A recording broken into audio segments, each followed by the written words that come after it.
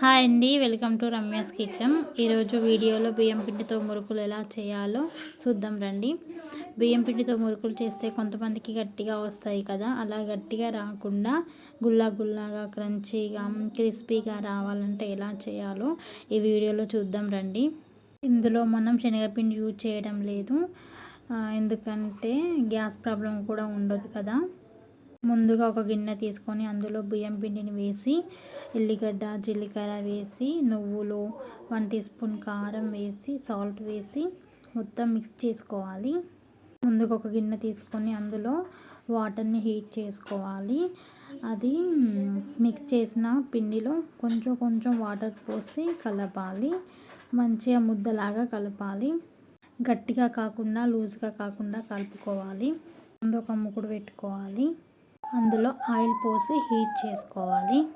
లో ఫ్లేమ్లో పెట్టుకొని హీట్ చేసుకోవాలి ఆయిల్ని బాగా. ఇందాక కలిపిన పిండిని మడుగుల గొట్టంలో వేసుకొని చుట్టూ తింపుకోవాలి. లో ఫ్లేమ్లో పెట్టుకొని గోల్డెన్ కలర్ వచ్చేదాకా కాల్చుకోవాలి.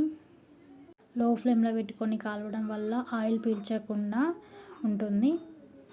ఆయిల్లో వచ్చిన నురుగులు తగిన తర్వాత రెండో వైపు తిప్పుకోవాలి.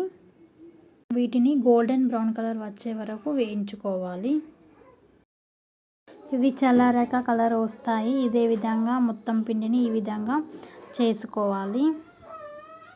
ఈ విధంగా తీసిన ఈ మురుకులను ఒక గిన్నెలో పెట్టుకోవాలి. చల్లారాక లెంత్ వైజ్ పీస్గా కట్ చేసుకోవాలి. ఇవి మీరు 10 days వరకు కూడా అంతే టేస్టీగా మరియు క్రంచీగా మళ్ళీ మళ్ళీ చేసుకొని తినాలనిపించేలా ఉంటుంది. తిన్న వాళ్ళు ఎలా చేసావు ఇంత బాగా వచ్చాయని అడుగుతారు. అయితే మీరు ట్రై చేసి నాకు కామెంట్ చేయండి. మరిన్ని వీడియోస్ కోసం మా ఛానల్ని సబ్స్క్రైబ్ చేయండి ఫ్రెండ్స్. Thank you.